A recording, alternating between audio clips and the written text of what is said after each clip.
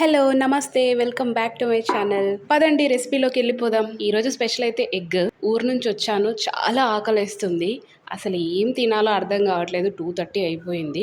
వెంటనే eggs గుర్తొచ్చాయి. Egg rice ఒకేసారి cook చేసుకోవచ్చు మనం. హాఫ్ అన్ అవర్లో కర్రీ కూడా రెడీ అయిపోతుంది.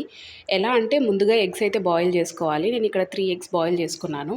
బాయిల్ చేసుకున్నవి పీల్ ఆఫ్ చేసి పక్కన పెట్టేసుకోవాలి. ఇక్కడే ఉంది మ్యాజిక్. దీంట్లోకి నేను జస్ట్ 3 టమాటోస్ తీసుకున్నాను. అలాగే ఒక 6 to 7 వెల్లుల్లి రెబ్బలు తీసుకోండి. వెల్లుల్లిని పీల్ తీసేసి వాటిని కచ్చాపచ్చాగా దంచుకొని పక్కన పెట్టేసుకోవాలి.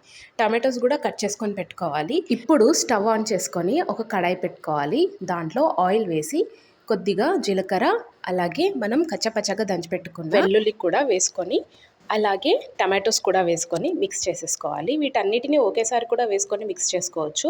టేస్ట్లో మాత్రం ఏ తేడా ఉండదు, ఎందుకంటే టమాటోస్ తొందరగా మగ్గిపోతాయి కాబట్టి. టమాటోస్ ఒక 5 minutes మగ్గిపోయాక దాంట్లోనే పసుపు, అల్లం వెల్లుల్లి పేస్ట్, కరివేపాకు పౌడర్ అండ్ కారం కూడా వేసుకొని, కొద్దిగా ధనియాల పౌడర్ కూడా వేసుకొని, చివర్లో ఉప్పు వేసుకొని కలిపేసుకోవాలి.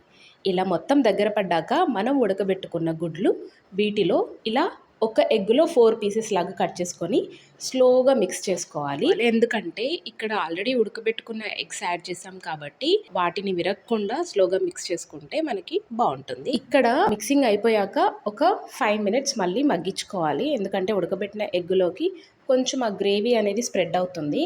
అలా స్ప్రెడ్ అయితేనే టేస్ట్ బాగా ఉంటుంది. ఎగ్ కర్రీ అయితే రెడీ అయిపోయింది. చూసారు కదా ఎంత బాగా కుక్ అయిపోయిందో. చాలా యమ్మీగా అనిపిస్తుంది. దీంట్లో టమాటో మాత్రమే యాడ్ చేసాం, వెల్లుల్లి అండ్ టమాటో. ఇంకా ఏది అవసరం లేదు, ఉల్లిగడ్డ అది కూడా అవసరం లేదు. చాలా టేస్టీగా ఉంటుంది. డెఫినెట్గా ట్రై చేయాలి ఇది. కర్రీ రెడీ అయిపోయింది. మీరు కావాలంటే లాస్ట్లో దీంట్లో మసాలా కూడా యాడ్ చేసుకోవచ్చు, బట్ నేను అవాయిడ్ చేస్తాను ఎందుకంటే నాకు మసాలా పడదు. సో టేస్ట్ చూసి ఎలా ఉందో నేను చెప్పేస్తా. అలాగే జ్యూస్ కూడా తీసుకున్నాను. నేను ఎండకు వచ్చాను కదా, బాగా దాహంగా ఉండే.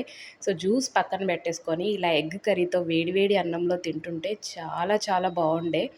సో మీరు కూడా డెఫినెట్గా ట్రై చేయండి. చాలా టేస్టీగా ఉంది నిజంగా. చాలా క్విక్గా అయిపోతుందండి కర్రీ, ఎందుకంటే ఆకలితో ఉంటాం కదా. ఇంత ఇష్టమైన కర్రీ చేసుకొని తింటుంటే చాలా బాగుంటుంది.